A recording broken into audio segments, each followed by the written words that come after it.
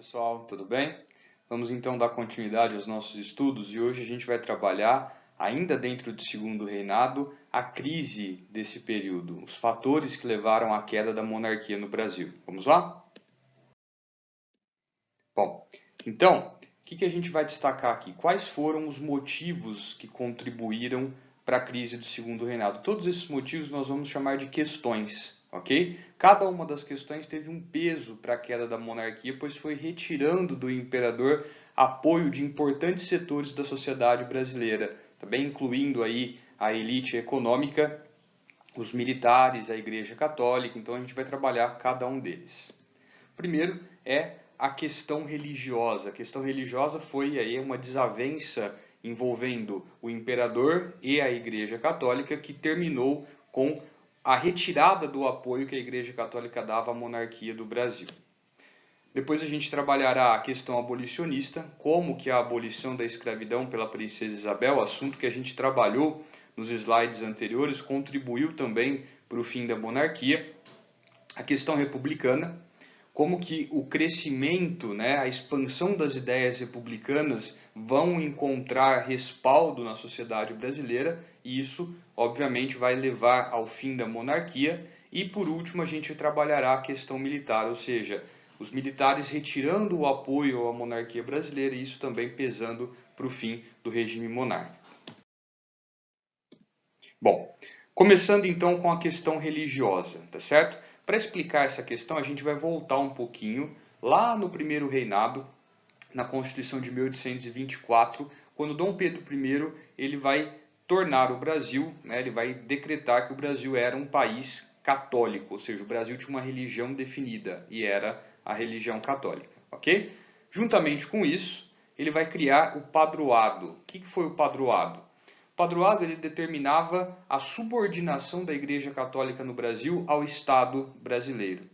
Ou seja, a partir da decretação do padroado, do decreto do padroado, a Igreja Católica no Brasil ela passava então a, vamos colocar desse jeito, obedecer o Estado brasileiro, uma vez que os religiosos passavam a ser pagos pelo Estado, como se fossem funcionários públicos, tá certo? Além disso, esses clérigos, essas pessoas que ocupavam esses cargos eclesiásticos, eles também, por meio do padroado, eram nomeados pelo imperador. Então o padroado dava ao imperador esse direito, tá certo? E também foi criado o beneplácito. O que é o beneplácito? O imperador, ele dava o seu aval para a nomeação de religiosos, para ocuparem, obviamente, os cargos eclesiásticos, tá certo? Então, tudo aquilo que competia à Igreja Católica, ou seja, a nomeação de pessoas, inclusive o que seria trabalhado nas missas, só seria feito se tivesse o beneplácito imperial, ou seja, o consentimento do imperador. Então, dentro da Constituição de 1824, nós encontramos esses dois dispositivos que dava à monarquia brasileira o controle sobre a Igreja Católica no Brasil. Tudo bem? A gente está falando isso novamente para poder explicar o que foi a questão religiosa, porque está relacionada a esse poder que o imperador tinha sobre a Igreja no Brasil. Vamos seguindo então.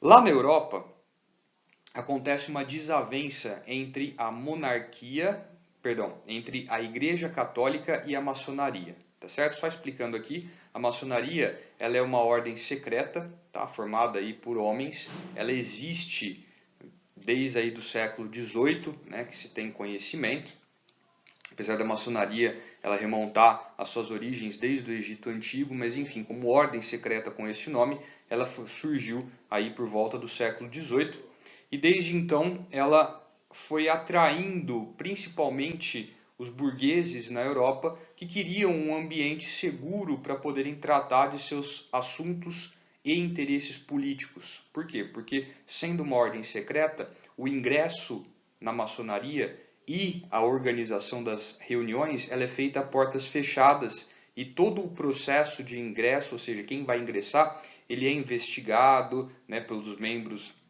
atuantes na ordem, e só entram aqueles que as pessoas que estão ali dentro conhecem, tá bem? Colocando desse jeito. Então, a burguesia começa a ocupar essa ordem secreta, e ali eles começam então a expor as suas ideias políticas e essas ideias eram contra o absolutismo, tá bem? O posicionamento da maçonaria contrário ao absolutismo, ele vai esbarrar na Igreja Católica. Por quê? Porque a Igreja Católica, historicamente, né, na Europa, ela apoiou o regime absolutista. Não sei se vocês estão lembrados, né, da teoria do direito divino elaborada pelo Bossuet e pelo Baudin, que afirmava que o rei ele governava porque ele havia sido ungido por Deus, ou seja, ele estava ali no trono com a coroa na cabeça porque Deus o colocou lá.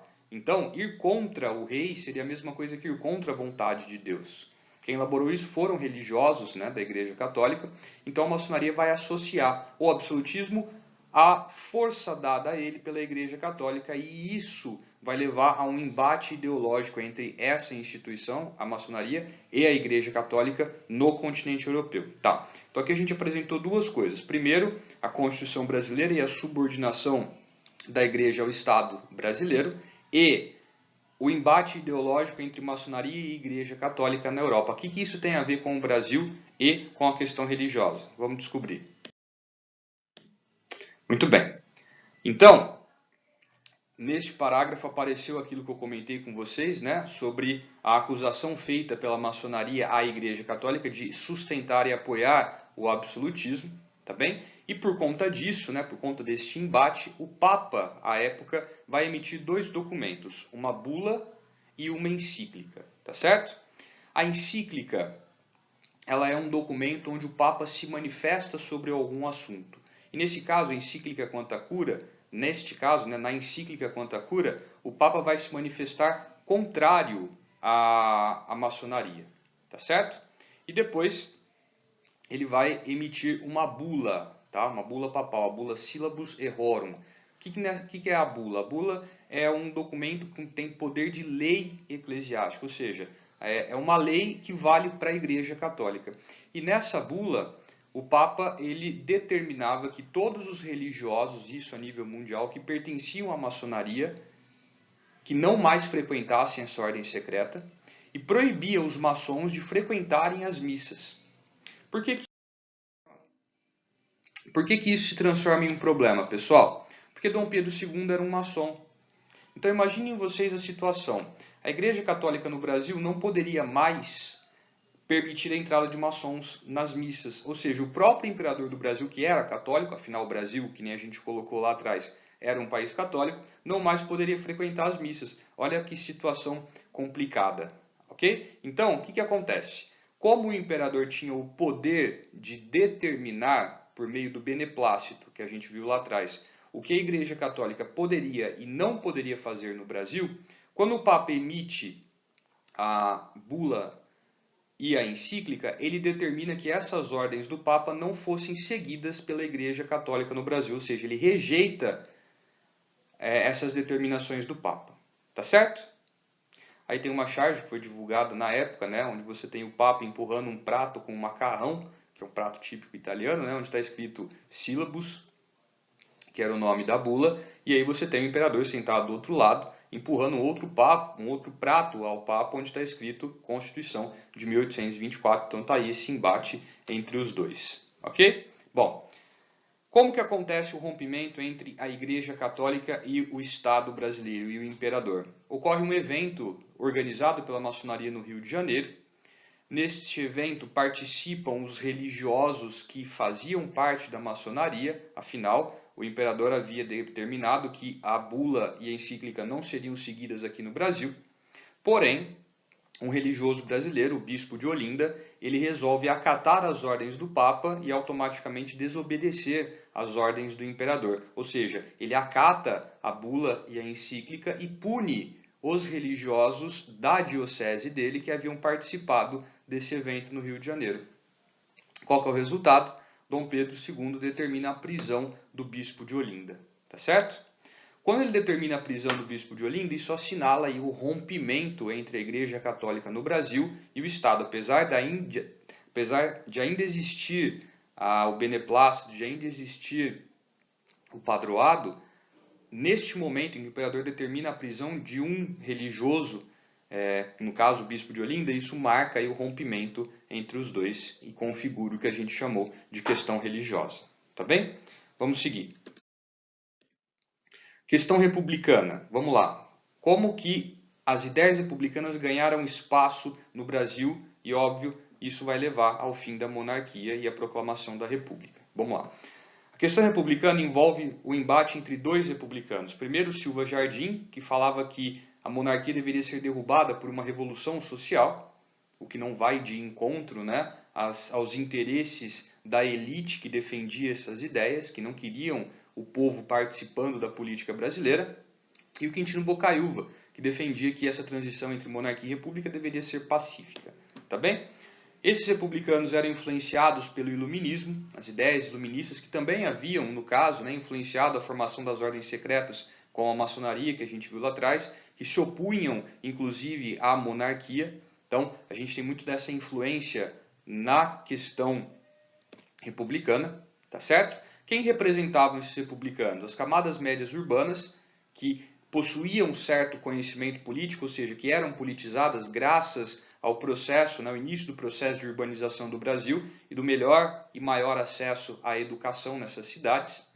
E nós temos também a elite cafeeira do Oeste Paulista, os cafeicultores que estavam em um processo de ascensão econômica no Brasil, porém não encontravam espaço para participação política na monarquia brasileira. Então, eles cresciam em importância econômica, mas não cresciam paralelamente em importância política. Por quê? Porque o imperador já estava cercado pelas elites tradicionais. Okay? Elites essas decadentes, como aquelas ligadas à cana-de-açúcar na região Nordeste. Mas mesmo decadentes, elas tinham grande influência na monarquia brasileira, o que não dava espaço para que essa elite ligada ao café também pudesse participar da política. Então, sem perspectivas de participação política dentro do modelo monárquico, essa elite cafeicultora, especialmente a do Oeste Paulista, né, que vai se formar depois em um processo de expansão do café, eles passam a defender a República. Por quê? Porque na República eles acreditavam poder ter esse espaço para participação política. Então vão formar o PRP, Partido Republicano Paulista, que vai ser aí com a maior atuação neste processo de proclamação da República. Tá bem?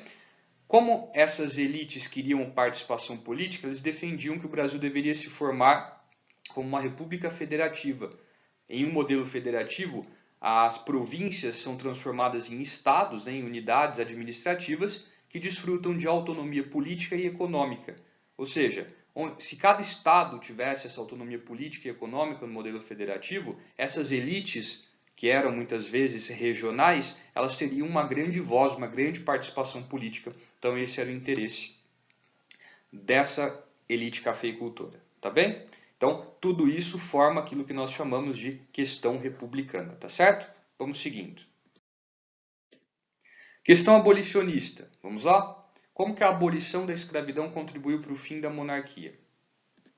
Bom, galera, no final do Império, lá em 1888, né, considerando que a proclamação da República é em 1889, o único apoio que o imperador tinha, ou os únicos que ainda apoiavam a monarquia, eram aquelas elites tradicionais que nós comentamos lá atrás, né, que desfrutavam de certa relevância na monarquia brasileira, coisas, por exemplo, que a elite ligada ao café não tinha.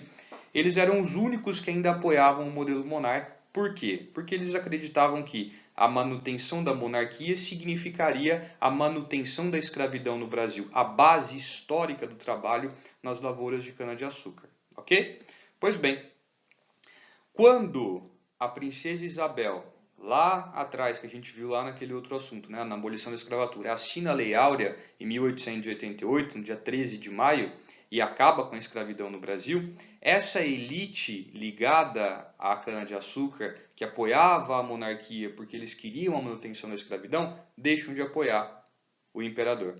Tá bem? Tanto que eles são chamados de republicanos de 13 de maio. Porque a partir do dia 13 de maio, que é o dia da abolição da escravidão, eles deixam de apoiar a monarquia e passam a apoiar a transição para a república.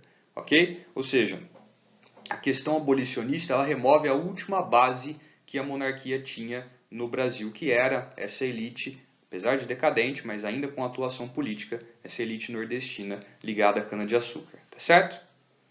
E aí, para a gente concluir, né, as questões, a gente vai falar da questão militar.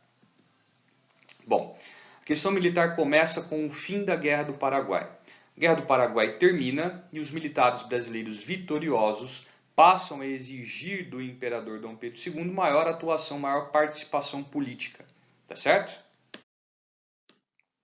Bom, os militares, historicamente, haviam garantido a estabilidade e a manutenção da configuração territorial pós-independência, porém eles não tiveram essa atuação prestigiada pelos monarcas brasileiros. Pelo contrário, tá? Não sei se vocês estão lembrados, lá no período da regência, quando foi criada a Guarda Nacional, o exército ele perde prestígio. E junto com essa perda de prestígio, eles perdem também ou se afastam da política. Ok? Então, pós-Guerra do Paraguai, os militares vão tentar recuperar essa influência e participação política, tá certo? Eles haviam perdido grande parte para essas elites, ok? Para os coronéis que a gente colocou lá atrás. Bom, esses militares eram influenciados pelo positivismo de Comte, ok? O Comte, ao elaborar, né, a teoria positivista, ele considerado, né, o pai da sociologia, aquele que vai criar um estudo social, uma ciência do estudo social, que elaborou a teoria dos três estados, o estado teológico, o estado metafísico, o estado positivo, que vai considerar as mudanças sociais como um caráter evolutivo, assim como as ciências biológicas consideravam, ele vai afirmar que as sociedades comportam-se de uma maneira, comportam-se segundo um padrão.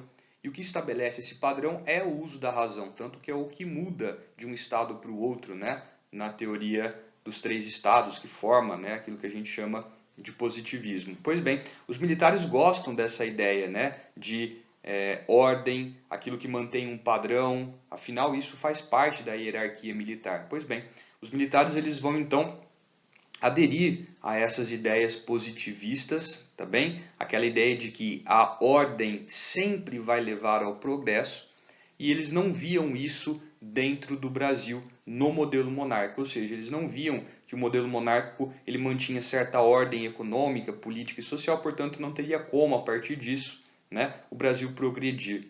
Tá certo? Vocês já devem ter visto essa frase, né, em outro lugar, obviamente na nossa atual bandeira. Isso reflete a influência positivista no processo de proclamação da nossa república. Ok? Bom, então o que acontece, pessoal?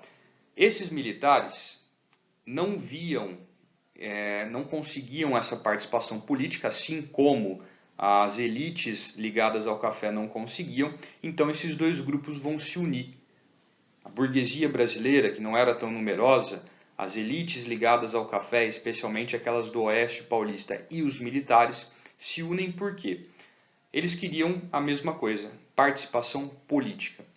A elite ligada ao café não tinha força para impor isso ao imperador, mas eles viam que o exército tinha essa força, tinha esse prestígio frente à população. Então, a elite ligada ao café principalmente, né, que defendia um modelo republicano, eles vão olhar para os militares e enxergar neles os únicos capazes de promover o golpe de Estado que transformaria então o Brasil em uma república, ou seja, que derrubaria a monarquia no Brasil. Tá bem? Então, com o avanço, né, da questão militar, a gente tem aí a união entre militares e essas elites ligadas ao café e à burguesia brasileira.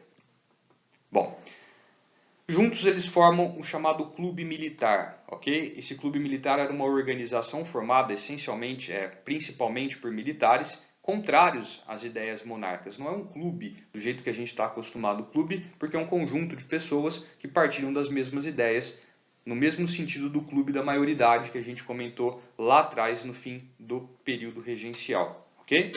Bom, Dom Pedro II vai agir, né, quando esse clube é formado e vai determinar aí a prisão de seus membros. Isso só vai contribuir para piorar a relação entre o imperador e os militares brasileiros. Bom, e aí o imperador decide então organizar o Baile da Ilha Fiscal. O Baile da Ilha Fiscal é o último grande evento da monarquia brasileira. A Ilha Fiscal ela se situa no Rio de Janeiro, ali na entrada da Baía de Guanabara. Ela foi, esse complexo que vocês estão vendo aí no estilo gótico, foi construído a mando do Dom Pedro II para que pudesse então fiscalizar, né, a entrada e a saída de navios no porto do Rio de Janeiro. Okay? Ali nesse palacete comumente eram organizados eventos E aí, no finalzinho, né, nos últimos dias da monarquia, Dom Pedro II organiza um baile que fica conhecido como Baile da Ilha Fiscal. Tá bem? O que tem a ver esse baile com o fim da monarquia? Ele só mostrou, pessoal, o quão Dom Pedro II estava alheio a tudo o que estava acontecendo na política nacional. Ou seja, os vários setores da sociedade se afastando dele, retirando o apoio, e ele vai lá e organiza então um baile. Tá bem? E aí nessa charge vocês podem perceber, né, o imperador já bem idoso, sentado numa cadeira dormindo, com um jornal sobre as pernas, sobre o colo, onde está escrito o país, mostrando aí de uma maneira satírica, né, o que o imperador estava dormindo frente a tudo que estava acontecendo na política nacional. Bom, Marechal Deodoro da Fonseca, que é uma figura conhecida no processo de proclamação da República, que é esse que acabou de aparecer para vocês aí, ele era governador da província do Rio Grande do Sul. E o imperador havia determinado que ele punisse militares que haviam se manifestado contra a monarquia, e o Deodoro da Fonseca prontamente se recusa a fazer isso, ou seja, ele desobedece uma ordem direta do imperador, o que faz com que o imperador o afastasse deste cargo de presidente da província do Rio Grande do Sul. Isso vai contribuir para aumentar ainda mais as desavenças entre os militares e o imperador, que já não estavam nada bem, ok? Bom, finalmente, então, no dia 15 de novembro de 1889, liderados por Benjamin Constant e representando aí também simbolicamente o Marechal Deodoro da Fonseca, os militares organizam e executam o golpe de Estado que coloca fim à monarquia do Brasil. Nessa charge que apareceu aí ao lado para vocês, vocês têm o Benjamin Constant empurrando o trono e derrubando o imperador no chão, aí num claro sentido de queda, né, da monarquia. Bom, derrubando a monarquia, executando o golpe de Estado, eles proclamam um governo provisório da República dos Estados Unidos do Brasil e adotam esta bandeira aqui. Tá? Ela parece muito com a bandeira que vocês conhecem, porém com outras cores, né? O vermelho e o branco. Okay? É exatamente essa a influência desta bandeira que vocês estão vendo aí. Essa bandeira ela vai ser depois substituída pela antiga bandeira imperial, que nós vimos no comecinho do assunto anterior, porém eles vão retirar o brasão da família real que estava ao centro e vão acrescentar ali aquele círculo azul com o cruzeiro e a faixa Ordem e Progresso, que mostra a influência positivista em todo esse processo, que foi o que nós comentamos nos slides anteriores. Bom, depois do golpe, Dom Pedro II e a família imperial, eles partem para o exílio em Portugal. Essa é a última foto da família real aqui no Brasil, lá em Petrópolis, tá certo? E aí, eu vou comentar com vocês uma outra questão que nós não colocamos lá no início, porém eu acho que vale a pena nós mencionarmos. Pessoal, é o seguinte, havia entre os brasileiros, entre a elite política brasileira e também econômica, uma certa repulsão em relação àquele que seria o próximo rei do Brasil. O próximo rei do Brasil seria esse cidadão aqui, ó. Tá bem? Ele era o marido da princesa Isabel, um conde francês chamado Conde D apóstrofe Eu, se escreve o nome dele, tá bem? O Conde D, ele era uma figura reclusa, em grande parte por conta da não aceitação dele frente à sociedade brasileira, à corte brasileira e à elite brasileira também. Eles não o viam com bons olhos, apesar de ele ser uma pessoa que procurou melhorar a sua imagem. Ele era um filantropo, uma pessoa que buscava, né, melhorar a sua imagem frente à sociedade e à elite brasileira, mas não deu certo. Ele sempre foi renegado. Okay? E havia essa preocupação. Quando Dom Pedro II morresse, o Conde D seria coroado rei do Brasil, um rei que não tinha qualquer tipo de apoio e muito menos nem sequer era bem visto, né, pela população brasileira. Então, isso alguns materiais consideram como uma questão de sucessão ao trono, ou seja, a possibilidade do Conde D se tornar o rei do Brasil após a morte de Dom Pedro II gerou ou foi um dos fatores também que, segundo, né, essa análise, haviam contribuído para o fim da monarquia. Ela não pesou igual às outras questões, mas vale a pena a gente mencionar também. Tá certo? Bom, então, pessoal, a gente termina aqui, né, o assunto sobre a proclamação da República e o fim do Segundo Reinado. com esta frase do Aristides Lobo, ok? Dizendo o seguinte: o povo assistiu a tudo aquilo bestializado, atônito, surpreso, sem conhecer o que significava. Muitos acreditavam sinceramente estar vivendo uma parada militar. Porque os militares cercaram o Palácio Imperial no momento da execução do golpe e as pessoas na população brasileira, em mais um evento político, não tiveram participação, assim como aconteceu na proclamação da independência. Tá bem? E ao assistirem tudo aquilo acontecendo, pensaram estar se tratando de um desfile militar e não de um golpe de Estado. Tá bem? Isso só salienta aquilo que a gente sempre comenta sobre os eventos políticos brasileiros. Não houve participação popular. Isso aconteceu graças ao interesse das elites econômicas de quererem evitar um levante, um movimento popular que pudesse ameaçar os seus status políticos e econômicos. Então, a gente vai adiantar aqui e dizer o seguinte: a configuração do Brasil republicano, ela não vai mudar em relação aos aspectos econômicos e sociais visíveis no segundo reinado. Por quê? Porque esse era o interesse das elites, manter essas estruturas. O que mudou? Mudou que agora essas elites assumiram finalmente o controle político do Brasil. Interesse esse que elas tinham desde o primeiro reinado. Tá certo? Pessoal, espero que vocês tenham entendido este assunto. Qualquer dúvida eu estou à disposição. Um grande abraço para todo mundo, muito obrigado pela atenção de vocês, pela paciência e até a nossa próxima aula. Tchau, tchau.